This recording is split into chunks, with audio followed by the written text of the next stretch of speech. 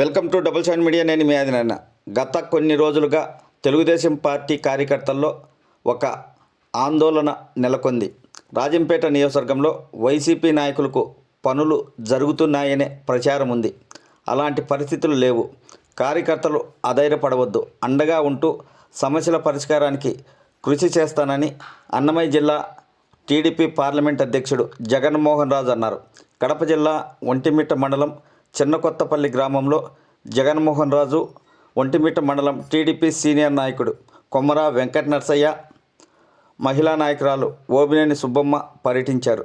ఈ సందర్భంగా టీడీపీ నాయకులు కట్టా సుబ్బరాయుడు, వెంకటరమణ ఆధ్వర్యంలో టపాసులు పేల్చి పూలు చల్లుతూ గజమాల వేసి మహిళలు మంగళ హారతులు ఇచ్చి ఘనంగా స్వాగతం పలికారు.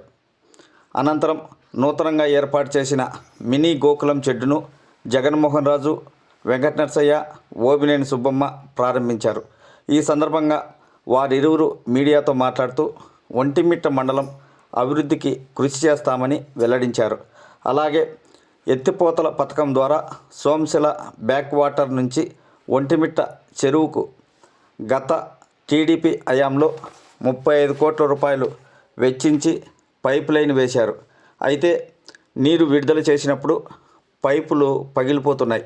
ఇకపై పగలకుండా ఇనుప పైపులతో శాశ్వత మరమ్మతులు చేయించి వ్యవసాయానికి ఇబ్బంది లేకుండా చెరువులో ఎప్పుడూ నీరు ఉండేలా కృషి చేస్తామని వెల్లడించారు.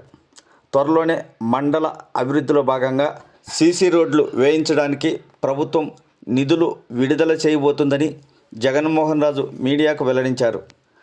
టీడీపీ నాయకుడు కట్టా సుబ్బరాయుడు స్వగృహంలో కొద్దిసేపు సమయం కేటాయించి అల్పాహారం తీసుకున్నారు. ఈ కార్యక్రమంలో మహిళా నాయకురాలు ఓబినేని సుబ్బమ్మ, మాజీ MPP Lakshminarayana, doctor Siva, Balamunayya, Mamilla Eswaraiah, lawyer Ramadasu, Srihari, Turra Pratap Reddy, Chalamayya, Nandyala వెంకటేష్తో పాటు పలువురు టీడీపీ నాయకులు, కార్యకర్తలు పాల్గొన్నారు.